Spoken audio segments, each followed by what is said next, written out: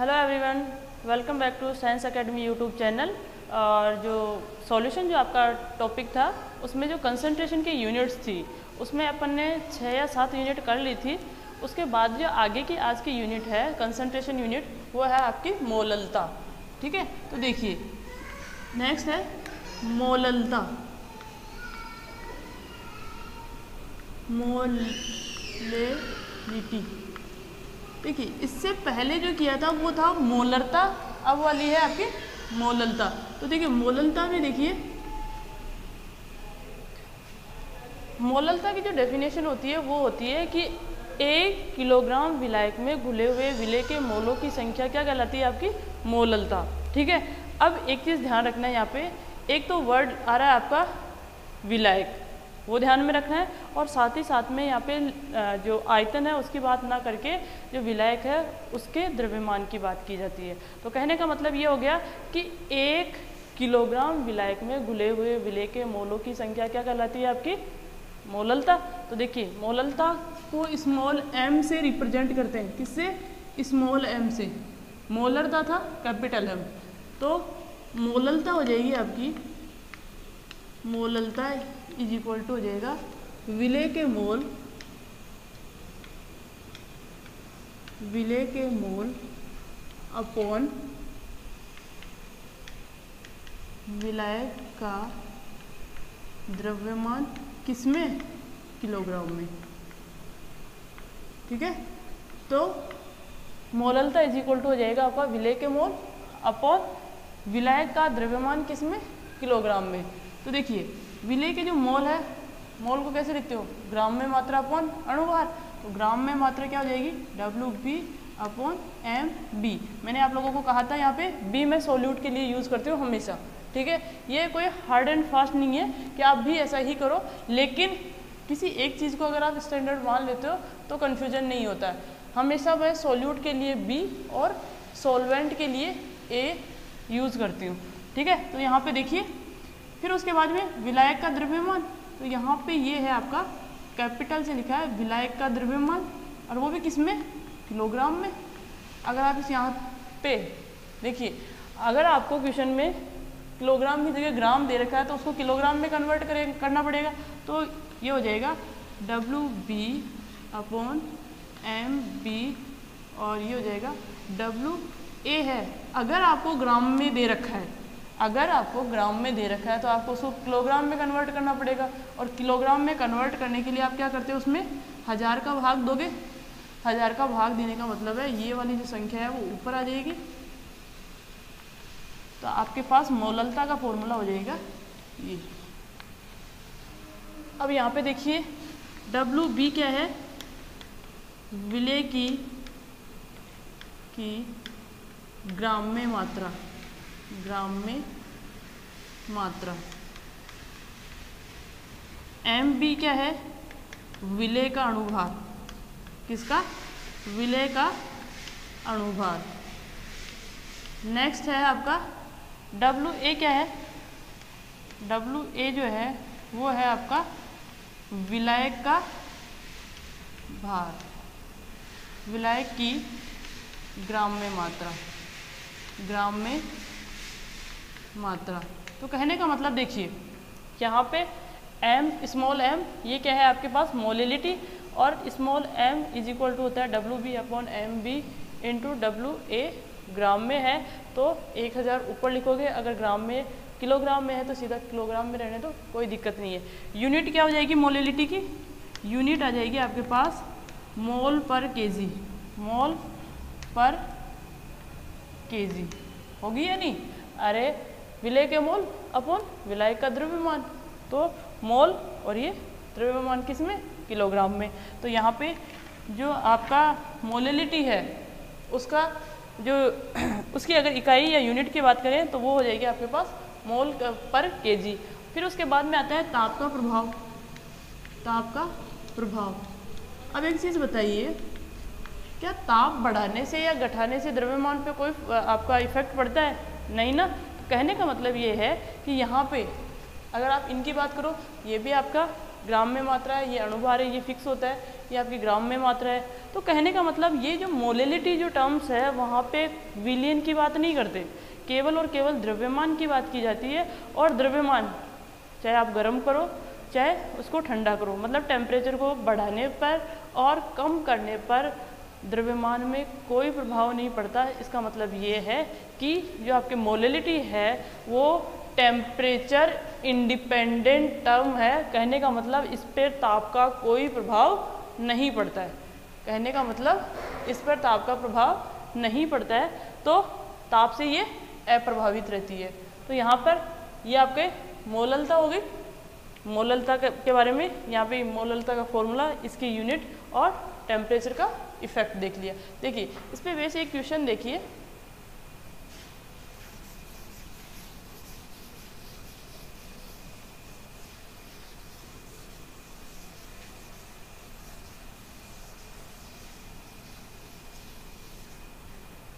मोललता पे बेस्ड एक क्वेश्चन होगा।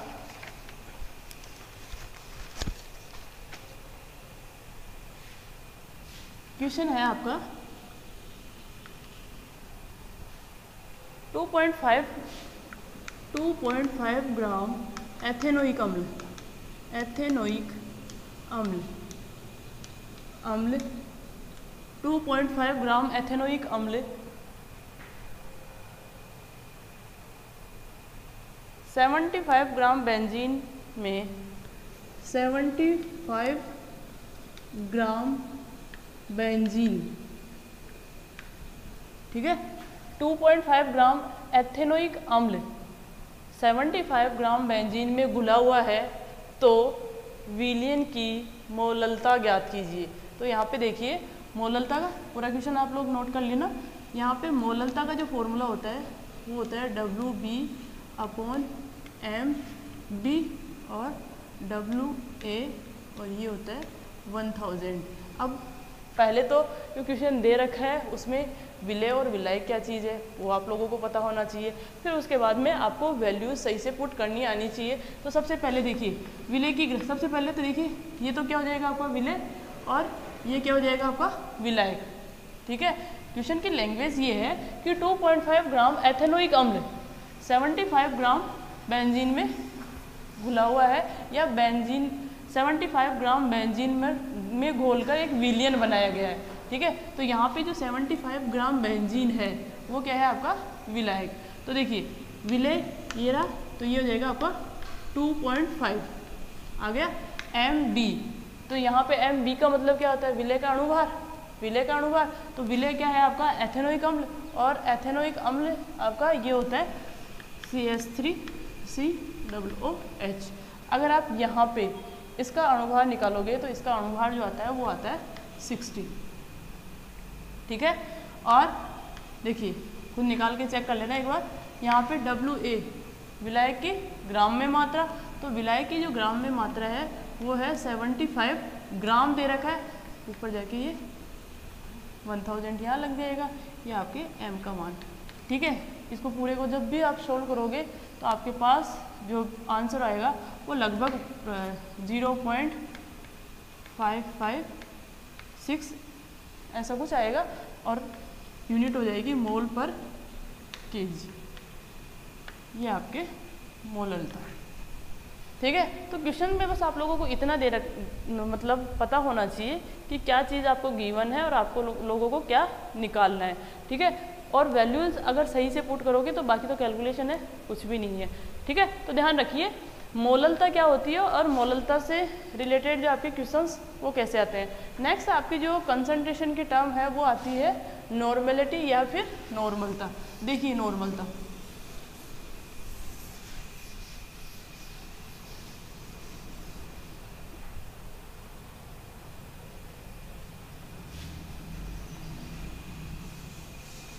नेक्स्ट है नॉर्मलता।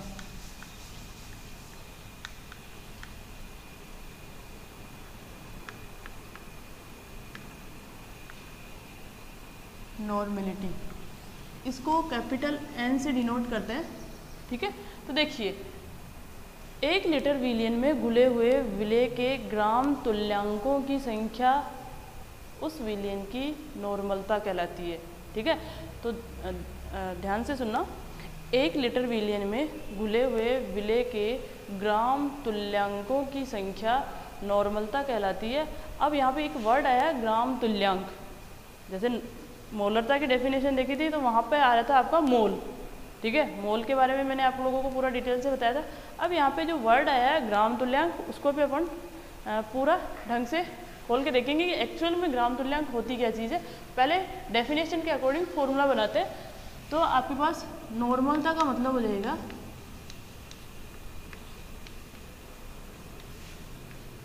विलेय के ग्राम तुल्यांक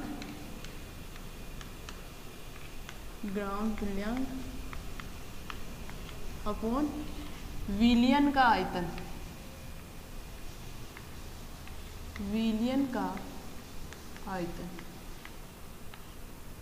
ठीक है। विलेय के ग्राम तुल्यांक अपॉन विलियन का आयतन। मोलरता और नॉर्मलता में बस एक जो आपका मोल और ग्राम तुल्यांक का ही अंतर है। अब देखिए एक्चुअल में ये ग्राम तुल्यांक क्या चीज़ है तो वो देखते हैं। सबसे पहले मैं मोल के बारे में वापस रिपीट कर रही हूँ। मोल का मतलब क्या होता है, ग्राम में मात्रा अपॉन अणुभार, यही होता है आपका मोल।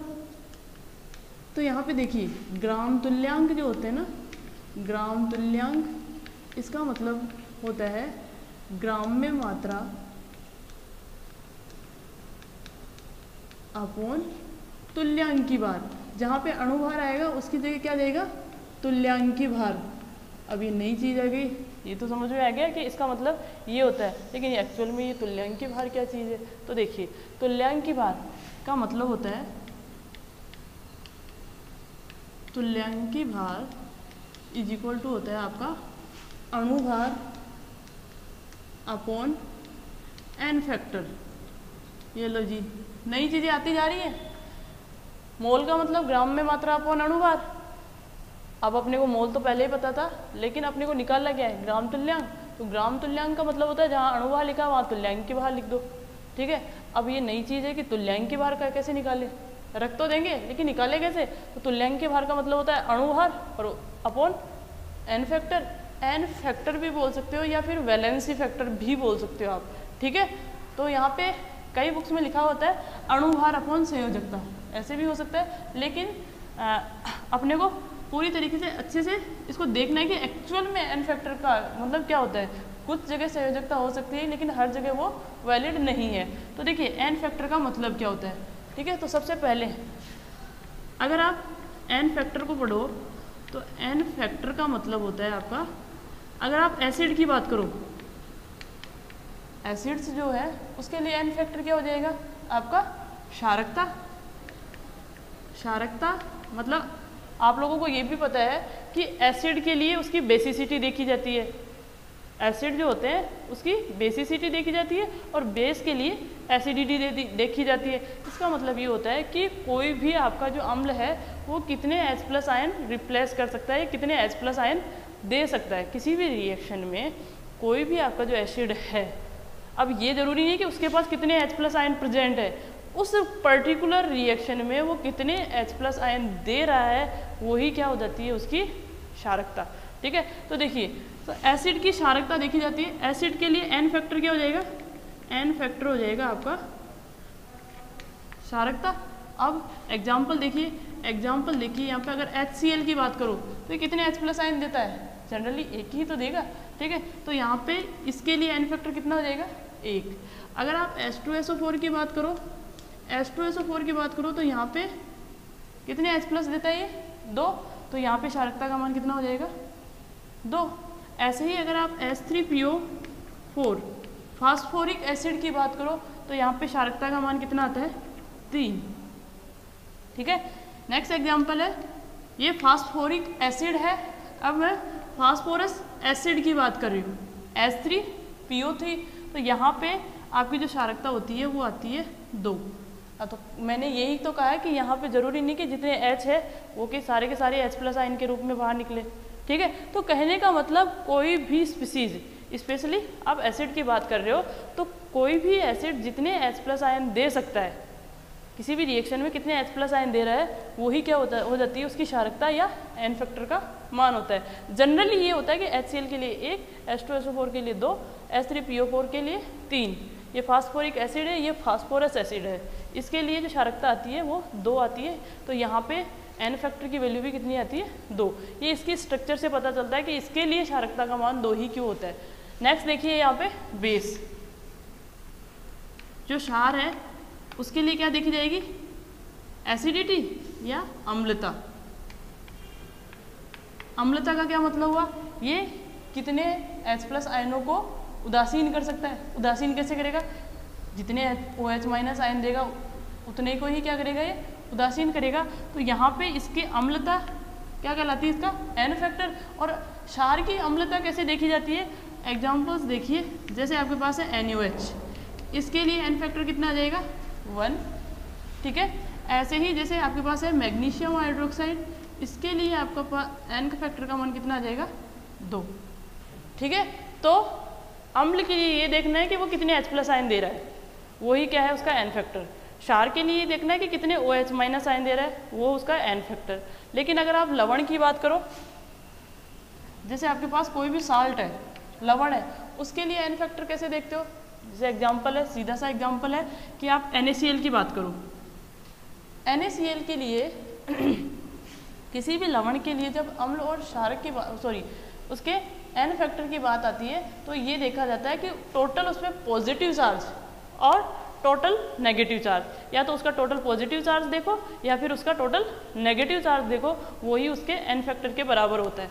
जैसे देखिए यहाँ पे प्लस भी 1 है, ठीक है, और Cl पे -1 है, तो किसी एक का देखना है, टोटल पॉजिटिव चार्ज देख लो या टोटल नेगेटिव चार्ज। तो यहाँ पे एन फैक्टर की वैल्यू कितनी हो जाएगी, n factor is equal to 1।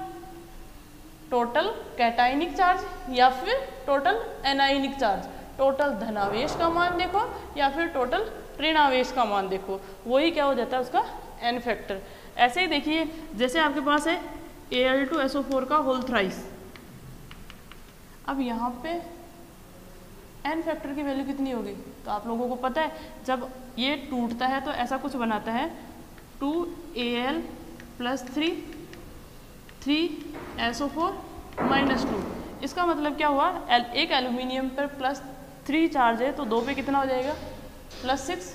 ऐसे ही अगर सल्फेट पे -2 चार्ज है तो 3 पे कितना हो जाएगा, -6, ठीक है। तो टोटल धनावेश या टोटल ऋणावेश, तो यहाँ पे एन फैक्टर की वैल्यू कितनी हो जाती है, 6।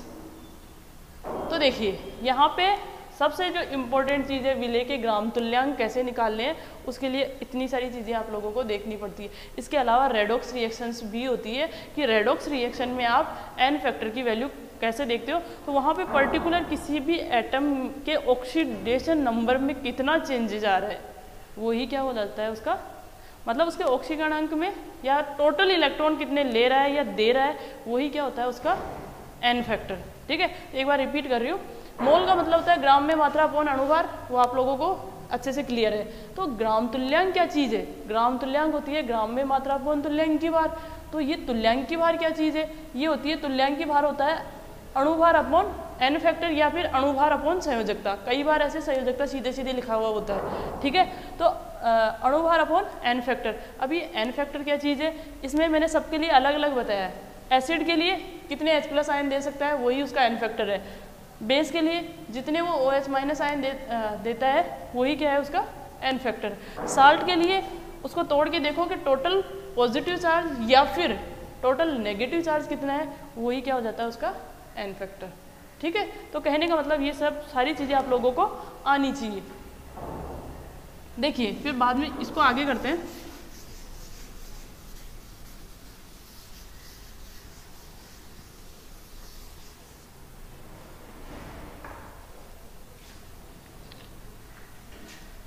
विलेय की ग्राम में मात्रा है, ग्राम में मात्रा को आप कैसे लिखते हो, ये, और यहाँ पे ग्राम तुल्यांक की जगह अपने को क्या लिखना है, ग्राम में मात्रा अपॉन तुल्यांकी भार। तुल्यांकी भार को मैंने लिख दिया EQ वेट, इक्विवेलेंट वेट किसका, B का, ठीक है। और ये आपका V मतलब वॉल्यूम किसमें, लीटर में, विलियन का आयतन, किस में ले रहे हो, लीटर में।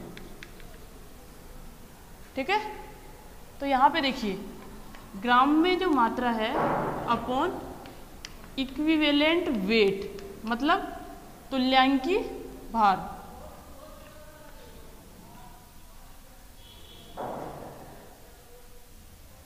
तुल्यांकी भार जो है, ठीक है, अब आप अगर ये क्या है लीटर की जगह अगर ml में दे रखा हो तो उस कंडीशन में क्या हो जाएगा, आपको 1000 का भाग देना पड़ेगा, वो 1000 ऊपर चला जाएगा और आपके पास फॉर्मूला हो जाएगा n इज इक्वल टू, मतलब नॉर्मलता is equal to WB upon equivalent equivalent of B और VmL, ये विलियन का आयतन है और ये है आपका 1000। ठीक है, एक बार सबको लिख लेते हैं। WB क्या है, विलेय की ग्राम में मात्रा, ग्राम में मात्रा। ठीक है, नेक्स्ट आपका यहाँ पे ये B लिखा है, तो इसका मतलब ये होता है विलेय का तुल्यांकी भार। अब आप लोगों को पता है तुल्यांकी भार कैसे निकालते हो, तुल्यांकी भार, और उसके बाद में है VmL है विलियन का आयतन, किसमें, ml में, किसमें है, ml में। तो ये सारी चीज़ें आप लोगों को पता होनी चाहिए कि विलियन का आयतन ले रहे हैं, इक्विवेलेंट वेट ले रहे हैं, जो भी है। ठीक है, तो ये आपके पास किसका फॉर्मूला आ गया, नॉर्मलता का। अब एक चीज़ देखिए, नॉर्मलता के लिए अगर आप यहाँ पे इसकी यूनिट की बात करो तो यूनिट क्या हो जाएगी, अगर यूनिट की बात करें तो ग्राम तुल्यांक प्रति लीटर, यही होगा ग्राम तुल्यांक प्रति लीटर। तो यहाँ पे ये हो जाएगा ग्राम तुल्यांक प्रति लीटर। ठीक है, इसकी यूनिट हो जाएगी ग्राम तुल्यांक प्रति लीटर। नेक्स्ट टॉपिक आता है आपका ताप का प्रभाव। क्या नॉर्मलता पे ताप का प्रभाव पड़ेगा? जब भी आप ताप का प्रभाव देखते हो तो उस टाइम बस एक ही चीज़ देखा करो कि यहाँ पे आपके जो भी फॉर्मूला आ रहा है वहाँ पे आपका वॉल्यूम की बात तो नहीं कर रहा। अगर वॉल्यूम है तो उस कंडीशन में ताप का प्रभाव पड़ेगा, वहाँ पे अगर कोई वॉल्यूम नहीं है तब उस कंडीशन में ताप का प्रभाव नहीं पड़ेगा। तो यहाँ पे देखिए, जैसे ही आप ताप को इंक्रीज करोगे, इसका आयतन है, आयतन बढ़ेगा, आयतन जैसे ही बढ़ता है तो नॉर्मलता क्या हो जाएगी, कम, नॉर्मलता डिक्रीज हो जाएगी। तो कहने का मतलब ताप का जो प्रभाव है उसमें आप लोग लिख सकते हो कि ताप बढ़ाने पर जो कि विलियन का आयतन बढ़ता है तो नॉर्मलता घटती है। कहने का मतलब मोलरता और नॉर्मलता ताप पर प्रभावित है या ताप के द्वारा प्रभावित होती है। ताप डिपेंडेंट कंसंट्रेशन टर्म है, जबकि मोललता ताप से अप्रभावित रहती है। ठीक है, तो अब उसके बाद में देखिए आपके मोलरता और नॉर्मलता में रिलेशन। ठीक है,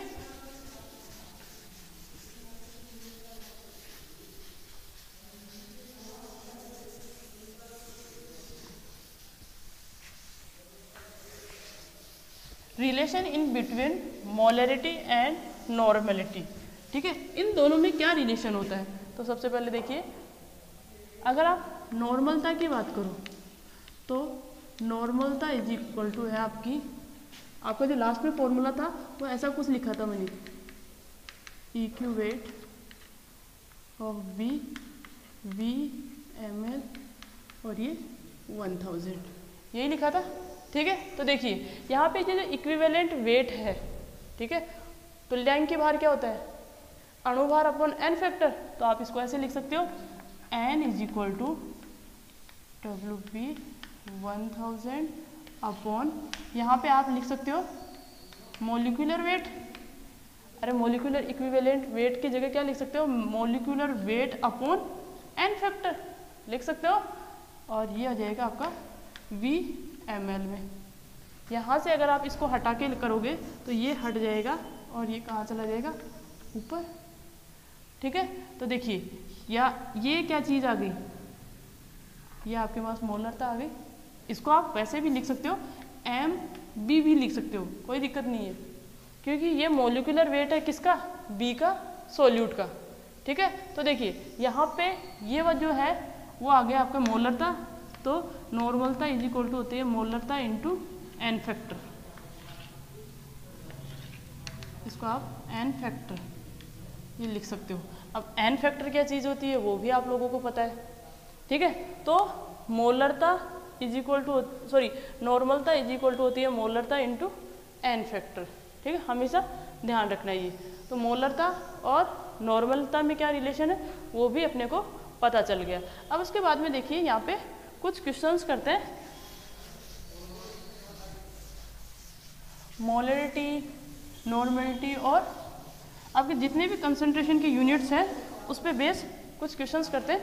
देखिए इसके बाद में एक क्वेश्चन आता है आपका,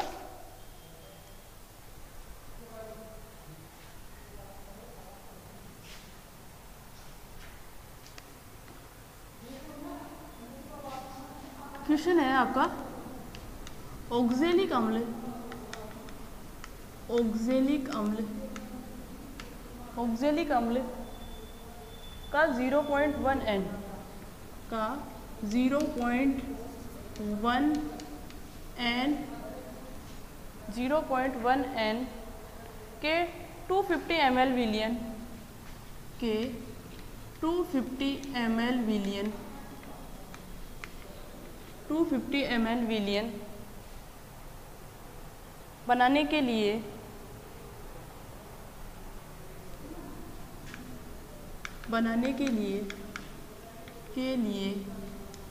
ऑक्जेलिक अम्ल के कितने ग्राम की आवश्यकता होगी, कितने ग्राम की आवश्यकता होगी, कितने ग्राम की आवश्यकता होगी,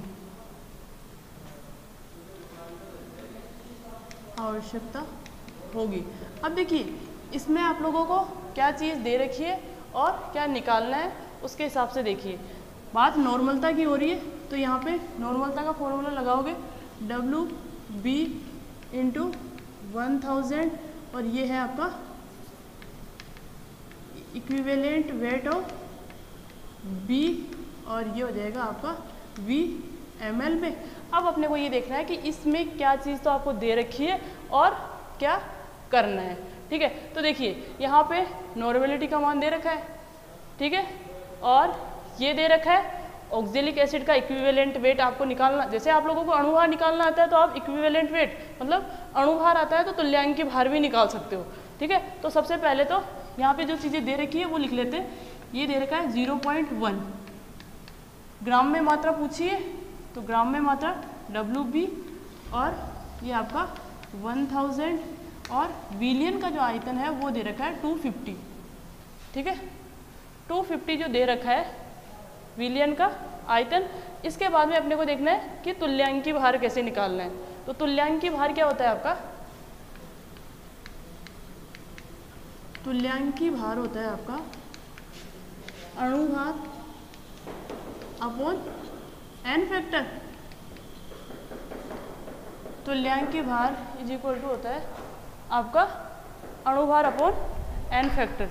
तो यहाँ पे अपने को ये देखना है सबसे पहले कि जो ऑक्जेलिक एसिड है, तो हमेशा ध्यान रखना है एक चीज़, जो ऑक्जेलिक एसिड है उसका फॉर्मूला ये होता है और उसके साथ ही यहाँ पे आपके 2 H2O के मॉलिक्यूल भी आपका हाइड्रेटेड जो वाटर है उसके फॉर्म में जुड़े हुए रहते हैं। अब आप क्या करो, यहाँ पे अणुभार निकालो, सबका जोड़ लोगे, परमाणुओं का भार जोड़ लोगे तो अणुभार आ जाएगा। अब उस अणुभार में एन फैक्टर का भाग दे दो। अब काम की चीज़ यहाँ पे ये है कि इसका एन फैक्टर कितना होगा। इसका जो एन फैक्टर होता है यहाँ से ये हाइड्रोजन को रिप्लेस करता है और इस वाले हाइड्रोजन को रिप्लेस करता है। अरे COH जो समूह है एक H+ आयन देता है, यहाँ पे 2 COH समूह है तो 2 H+ आयन दे देंगे। तो यहाँ पे एन फैक्टर की वैल्यू जो कितनी है वो आ जाएगी 2। तो यहाँ पे जब आप इसका तुल्यांकी भार निकालते हो तो अणुभार जब जोड़ के देखोगे तो आएगा 126 और एन फैक्टर कितना है आपका 2। तो आपके पास इक्विवेलेंट वेट है वो आ जाएगा 63। तो यहाँ पे वो जो इक्विवेलेंट वेट है वो 63 यहाँ पे रख दीजिए। तो WB जो निकालोगे वो हो जाएगा 0.1, इसको तो डायरेक्ट इससे काट लीजिए 4, ये आपका 63/4 WB जो भी आप इसको कैलकुलेट करोगे इसका आंसर आ जाएगा।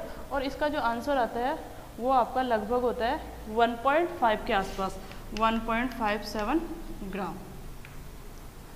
ठीक है, बस नई चीज़ यहाँ पे क्या है, आपको तुल्यांकी भार निकालना आना चाहिए। ठीक है, और तुल्यांकी भार मैंने आप लोगों को बता दिया कि कैसे निकालोगे। मेन चीज़ यहाँ पे ये है कि एन फैक्टर कैसे निकालते हैं। और सबसे बड़ी चीज़ ऑक्जेलिक एसिड होता है क्या है, उन्होंने ऑक्जेलिक एसिड लिख दिया है, लेकिन फॉर्मूला तो आपको पता होना चाहिए ना। और साथ ही साथ में इसमें H2O मॉलिक्यूल, मतलब 2 H2O मॉलिक्यूल भी इसके मतलब हाइड्रेटेड फॉर्म में इसके साथ जुड़े हुए रहते हैं। ठीक है, तो ये है आपके पास किसका, नॉर्मेलिटी के क्वेश्चन। उसके बाद में देखिए यहाँ पे एक क्वेश्चन और है, नेक्स्ट क्वेश्चन देखिए।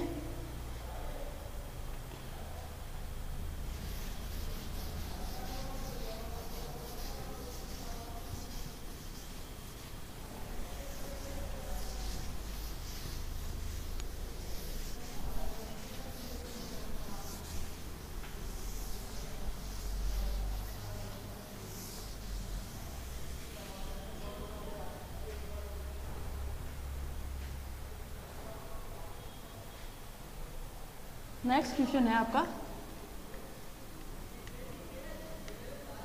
जल का आपेक्षिक घनत्व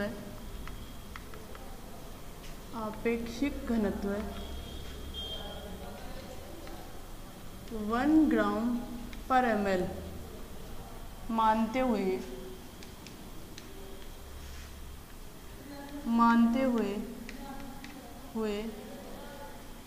शुद्ध जल की मोलरता ज्ञात कीजिए। ठीक है, तो देखिए यहाँ पे इन्होंने क्या दिया है, घनत्व दे रखा है 1 ग्राम पर ml। अब देखिए जब भी मोलरता की बात आती है अपने दिमाग में ये आता है कि विलेय क्या है, विलायक क्या, विलियन क्या है, इसकी ग्राम में मात्रा कैसे आएगी, इसका अणुभार तो वैसे भी निकालेंगे, लेकिन इसमें ऐसा कुछ नहीं दे रखा है। वैसे तो यहाँ पे विलेय और विलायक की बात भी नहीं होती, यहाँ पे सीधी ये बात होती है कि जो शुद्ध जल है वहाँ पे वो जो आपका डेंसिटी दे रखी है, शुद्ध जल की जो डेंसिटी दे रखी है, तो इसका मतलब 1 ग्राम पर ml है। ठीक है, तो इससे क्या निष्कर्ष निकाल सकते हो, उसके आधार पे आपको क्या करना है, उसकी मोलरता ज्ञात करनी है। तो देखिए 1 ग्राम पर ml, इसका मतलब क्या हुआ, 1 ग्राम मात्रा कितने में, 1 ml में प्रेजेंट है, तो ग्राम में मात्रा कितनी हो गई 1, और विलियन का आयतन कितना हो गया 1 ml। तो देखिए मोलरिटी इज इक्वल टू होती है WB/mv/ml इंटू 1000, फॉर्मूला तो यही होता है। ठीक है, और यहाँ पे शुद्ध जो जल है उसी में H2O मॉलिक्यूल्स में, वैसे एक्चुअल में ये डिसोसिएशन की बात होती है कि कितने कण डिसोसिएट हो रहे हैं, लेकिन आपको इन चीज़ों में नहीं जाना, आपको बस केवल ये देखना है कि अगर उसने घनत्व दे रखा है तो इसका मतलब ये है कि 1 ग्राम जो है वो कितने में, 1 ml आयतन में प्रेजेंट है। इसका मतलब ग्राम में मात्रा कितनी हो गई 1। ठीक है, और अणुभार H2O का अणुभार कितना होता है 18, विलियन का आयतन कितना है 1 ml और 1000। तो अगर आप इसको सोल्व करोगे तो ये आपके पास लगभग आएगा 55.5 m। मोलरिटी का मान कितना आ गया, मोलरता या मोल पर लीटर। ठीक है, तो यहाँ पे ये जो चीज़ें दे रखी है केवल उसके आधार पे भी आप मोलरता कैलकुलेट कर सकते हो। ध्यान देना, घनत्व जो है उसका यहाँ पे मतलब है, मतलब इसका मान दे रखा है 1 ग्राम पर ml, इसका मतलब है ग्राम में मात्रा कितनी है 1 ग्राम, और ml पर ml है तो मतलब 1 ml। तो यहाँ पे ये और ये क्या हो जाएंगे, 1 अणुभार 18 और ये 1000। तो यहाँ पे ये क्या हो जाएगा आपका m जो है उसका मान ये आ जाएगा। ठीक है। अब देखिए यहाँ पे एक स्टूडेंट का क्वेश्चन था, इसके बाद में बस एक क्वेश्चन देखिए। क्वेश्चन आपका है,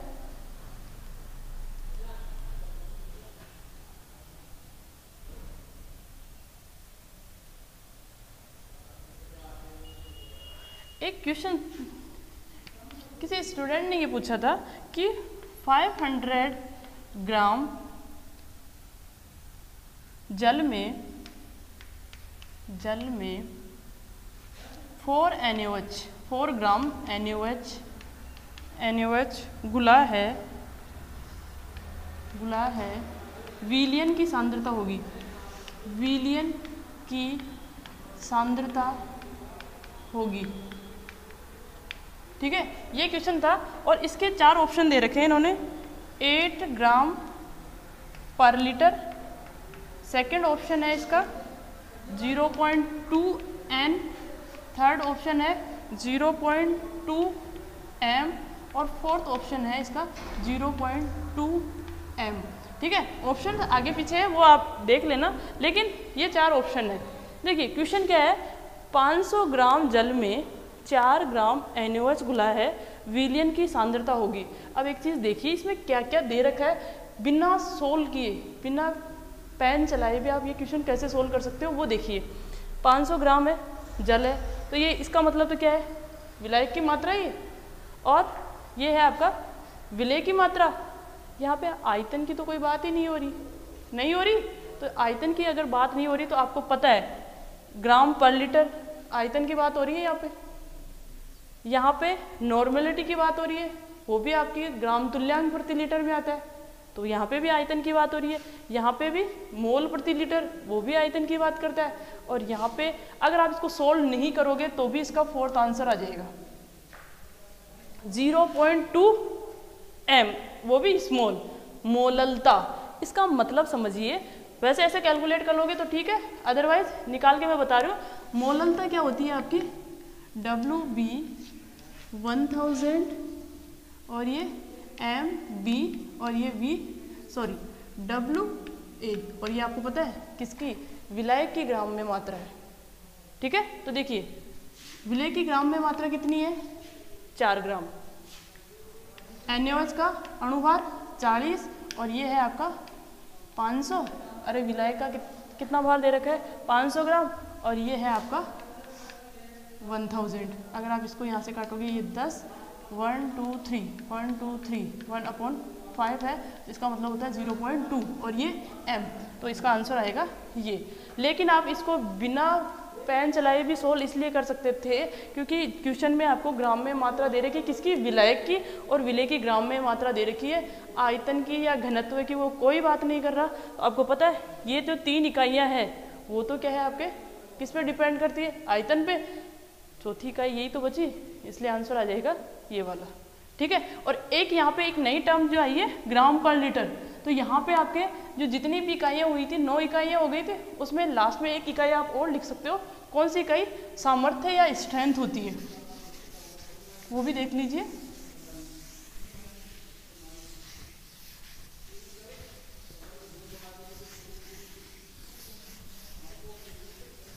नेक्स्ट आपकी जो कंसंट्रेशन की लास्ट जो इकाई है वो होती है, डायरेक्ट लिखा हुआ होता है सामर्थ्य या स्ट्रेंथ, सामर्थ्य या आप इसको लिख सकते हो स्ट्रेंथ। इसका मतलब क्या होती है, 1 लीटर विलयन में घुले हुए विलेय की ग्राम में मात्रा, 1 लीटर विलयन में घुले हुए विलेय, 1 लीटर विलयन में घुले हुए विलेय की ग्राम में मात्रा उसकी सामर्थ्य कहलाती है। तो देखिए इसको आप ऐसे लिख सकते हो, सामर्थ्य क्या हो जाएगी, ये वो सांद्रता की बात ही कर रहे हैं, सामर्थ्य इज इक्वल टू हो जाएगा आपकी विलेय की ग्राम में मात्रा, विलेय की ग्राम में मात्रा अपॉन विलयन का आयतन, विलयन का आयतन, और विलयन का आयतन किस में है, लीटर में। ठीक है, 1 लीटर विलयन में घुले हुए विलेय की ग्राम में मात्रा क्या कहलाती है, आपकी सामर्थ्य या स्ट्रेंथ कहलाती है। तो देखिए ग्राम में मात्रा अपॉन क्या हो जाएगा आपका, आयतन, ग्राम में मात्रा अपॉन आयतन, तो ग्राम में मात्रा है अपॉन लीटर। तो ये ऐसे भी सांद्रता की इकाई लिखी जाती है। लेकिन अब एक चीज़ देखना, अगर मैं इसमें या दोनों तरफ देखो ना, दोनों तरफ अगर अणुभार का भाग दे दूं, अगर दोनों तरफ, यहाँ पे भी सामर्थ्य के नीचे क्या लिख दो आप, अणुभार लिख दो, ठीक है। यहाँ पे सामर्थ्य के नीचे देखिए, अगर आप यहाँ पे अणुभार लिख दोगे और इधर भी क्या कर दो, अणुभार किसका, विलेय का, अगर आप ये जोड़ देते हो तो सामर्थ्य अपॉन अणुभार ये है। और यहाँ पे देखिए क्या ये मोलरता नहीं बन गई, ग्राम में मात्रा अपॉन अणुभार इंटू विलयन का आयतन, तो ये क्या बन जाएगी आपकी मोलरता, मोलरता हो गई। और ये हो गया आपका सामर्थ्य।